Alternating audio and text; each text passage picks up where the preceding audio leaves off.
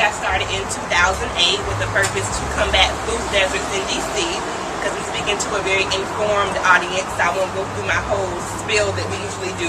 I'm sure we all know what a food desert is, but for many years I lived east of the river and noticed that I could not get access, as most of the residents there, to healthy food. There is a huge contradiction, and it's of course tied into both racial bias and discrimination and also socioeconomic disparities in the city.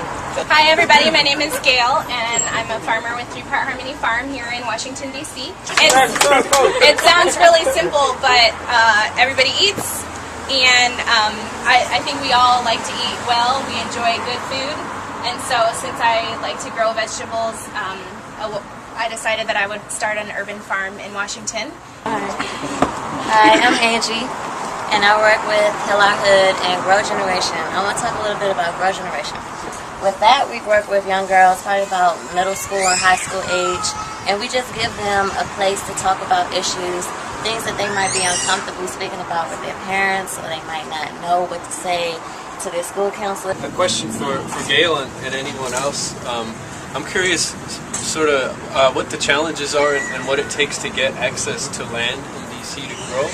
And then also, I know that doing an urban production farm is pretty unique, at least in DC, and I'd like to hear more about your model for an urban CSA and what kind of potential you think that has for other new farmers in DC and maybe providing income. Sure.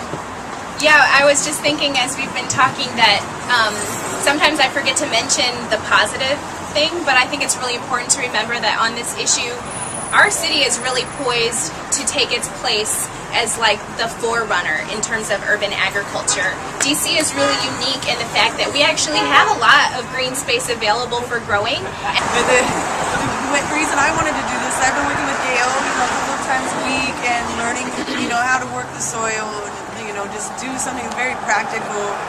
And I needed that, like a trade, and more skills, hands-on skills.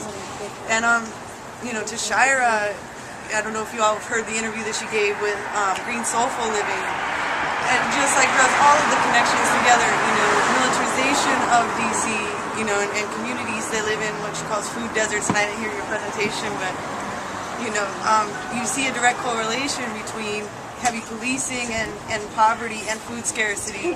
What we're talking about is empowering communities by giving them more control over land in their communities, food sources.